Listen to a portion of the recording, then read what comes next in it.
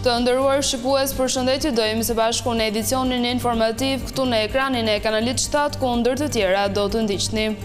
Erion Veliaj pa ditë institucionin e presidencës dhe prokurorin e çështjes së tij Olc Dado të shkarkohet nga detyra nuk ka kryer shkollën e magjistraturës. Brenda vitit Shqipëria nis prodhimin e dronëve dhe armëve të tjera të zjarrit, gati paketa ligjore për kompanitë e përbashkëta mes shtetit e privatit. Qeveria prej që rritja ekonomike këtë vit të jetë 3.75%, ndërsa borxhi publik do të vijojë rënje, të dhënat tregojnë se eksportet shënuan në rritje. Sali Berisha deklaron se protesta e 24 janarit do të jap një leksion të fortë qeverisë, kreu demokrat sfidon Ramën, nëse je burr, qëndro në zyrë.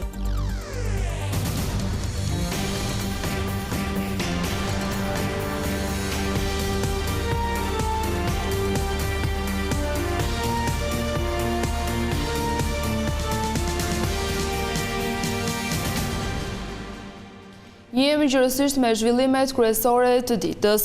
Institucioni i presidencës është paditur në gjykatën administrative nga kryebashkiaku i Tiranës Erion Veliaj. Pjesë e padisë është edhe prokurori i çështjes Olc Dado. Veliaj kërkon shkarkimin nga detyra të prokurorit, pasi sipas tij ai nuk e ka kryer shkollën e magjistraturës.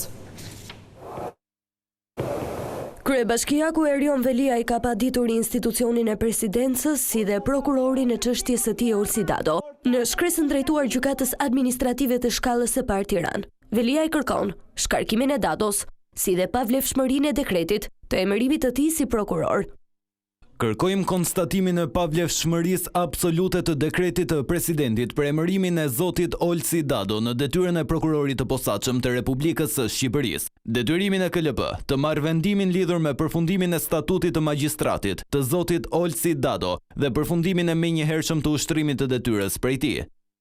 Veliaj pretendon se Dado është emëruar në kundërshtim me ligjin, pasi nuk ka kryer arsimin e nevojshëm në shkollën e magjistraturës për të ushtruar detyrën e prokurorit. Nga provat e depozituara, rezulton se zoti Olc Dado ka përfunduar arsimin e lartë juridik, por nuk ka përfunduar shkollën e magjistraturës, nuk ka ushtruar më parë funksionin e gjyqtarit apo prokurorit dhe nuk ka mbajtur asnjë nga funksionet e posaçme. Përpasoj, ai nuk ka qenë subjekt i vlefshëm ligjor për t'u emëruar në detyrën e prokurorit të Republikës së Shqipërisë. Madje theksohet se kërkesat e prokurorit në gjykatë kundrejt kryebashkiakut Veliaj kanë sjellë pasoja të rënda për kryeqytetin. Të gjitha veprimet penale të kryera ndaj zotit Erion Veliaj, përfshirë masat e sigurisë dhe kufizimin e ushtrimit të mandatit të kryetarit të Bashkisë së Tiranës, mbështeten mbi një akt emërimi nulla ab initio, duke sjellë pasoja të rënda ndaj Bashkisë së Tiranës, Republikës së Shqipërisë, rendit kushtetues, institucioneve, familjes dhe personit. Sipas padisë, Olc Dado i është propozuar presidencës në vitin 2008 nga prokuroria e përgjithshme asaj kohe Ina Rama, ndërkohë që ai nuk plotësonte kushtet ligjore, pasi ishte vetëm noter dhe pa kryer shkollën e magjistraturës. Pavarësisht kësaj, presidenca e ka dekretuar emërimin e tij si prokuror. Do të nisë brenda këtij viti prodhimin e dronëve dhe të armëve të tjera të zjarrit. Lajmin e ka bërë të ditur ministri i mbrojtjes Piro Vëngu, i cili sqaroi paketën ligjore për funksionimin e kompanive të përbashkëta mes shtetit dhe privatit. Këtë vit nis prodhimi i municioneve dhe dronëve made in Albania.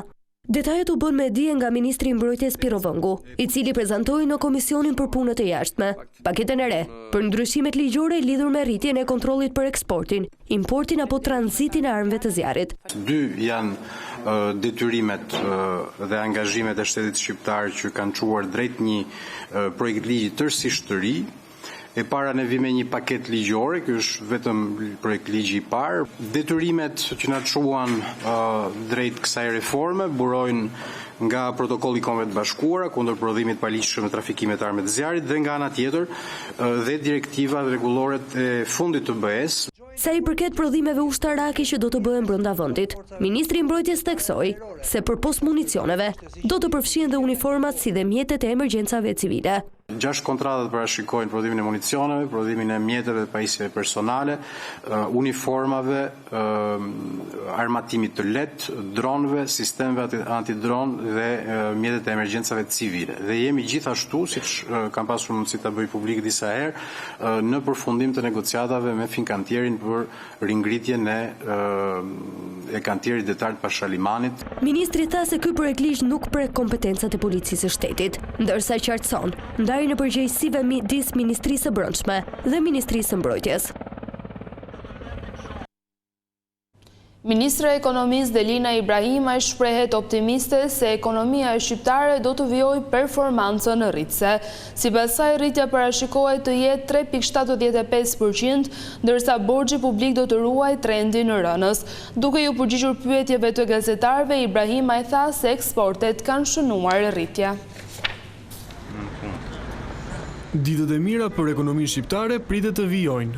Në konferencën e parë për vitin 2026, Ministria e Ekonomisë dhe Inovacionit Delina Ibrahimaj u shpreh se rritja ekonomike pritet të jetë në nivelin 3.75%, ndërsa borxhi publik të vijojë rënien drejt nivelit 50%. Kjo është një shifër domethënëse pasi tregon që ky nivel borxhi është i rëndësishëm të theksohet se jo vetëm garanton stabilitet makroekonomik, por na lë dhe hapësira që në të ardhmen ne të mund të hartojmë politika dhe stimulli fiskal me qëllim që të nxisim më tutje ekonominë e vendit. Një komponent kyç i ekonomisë janë dhe eksportet. Gjatë vitit të kaluar, Shqipëria eksportoi madhra me vlerë 346 miliard lek, duke shënuar një rënje prej 6% krahasuar me vitin 2024. Megjithatë, ministra Ibrahimaj sqaroi se në total eksportet shqiptare kanë shënuar rritje. Pesha më e madhe e eksportit lidhet me shërbimet, që kryesisht janë shërbime të lidhura me turizmin, pra eksportet të lidhura me turizmin. Në total, eksportet në ekonomi janë rritur me 6.26%.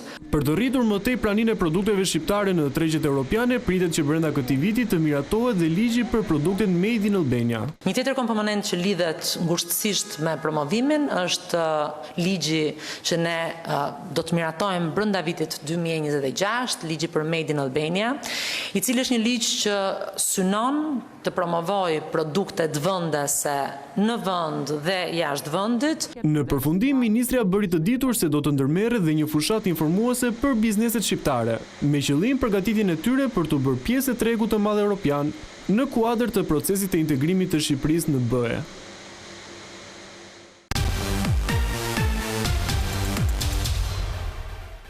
Sali Berisha nuk pranoi të tregojë skenarin e protestës së ditës së shtunë të opozitës, por ai tha se ajo do të jetë një leksion i fortë për qeverinë. Kreu Demokrat ftoi qytetarët i bashkohen tubimit, ndërsa sfidoi Ramën duke thënë se nëse është burr, le të qëndrojë në zyrë.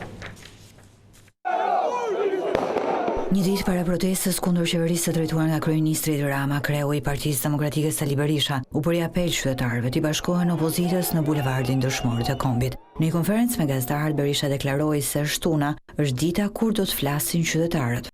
Nesër qytetarët, populli opozitar i bën gjyqin kryehajdutit të këtij kombi, i bën gjyqin kryeministrit të lidhur kokë e këmbë me vrasës, bandit, trafikant.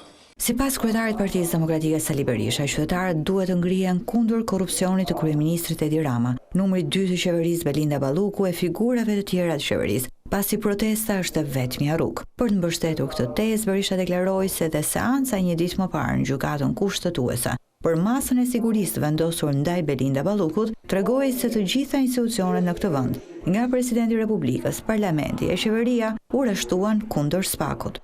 Nuk ka ditë më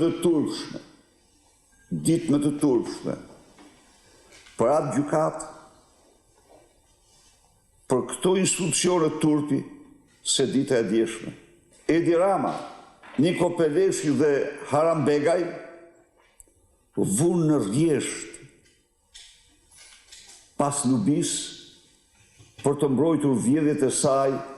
Gjatë komunikimit me gazetarët, Berisha preferoi të mos jap detaje për skenarin e protestës pas ditën e së shtunës. Qytetarët do të japin leksion qeverisë.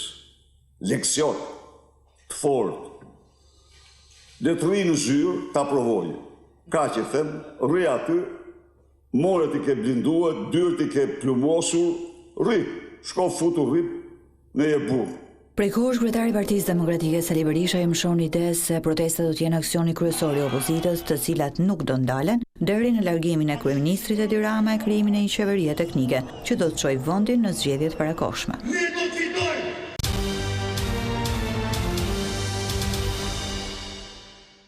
Gjykata e Tiranës la në burg 3 persona të përfshirë në vrasjen me sende të forta të Petrit Ndod. Ngjarja e ndodhur 2 ditë më parë në një rrugë dytësore pranë aksit Fushkruj Mamurras. I dyshuari kryesor Andi Vokri e la të vdekur 57 vjeçarin pas debatit se kush do të kalonte i pari me makinë në rrugë. Gjatë pasdites së të martës në pranga kanë rënë edhe shokët e tij për mos kallëzim krimi. Në dëshminë e dhënë përpara tokave të zeza, Andi Vokri ka refuzuar të pranojë krimin, duke thënë se ishte i dehur dhe se me vete në automjet nuk ka pasur çekiç.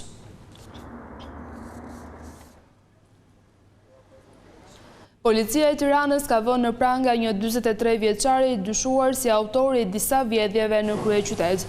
Nga hetimet rezulton se 43 vjeçari Klajdi Muhametaj, banues në Tiranë dhe i dënuar më parë për vjedhje, dyshohet se gjatë 2 ditëve të fundit dhe për gjatë vitit 2025 ka kryer 6 vjedhje, po ashtu ka tentuar të hyrë në institucione dhe biznese të ndryshme. Sipas policisë, me 21 janar, 43 vjeçari dyshohet se ka vjedhur një shumë parash dhe dokumente në zyrat e postës shqiptare në rrugën Kujtim Laro.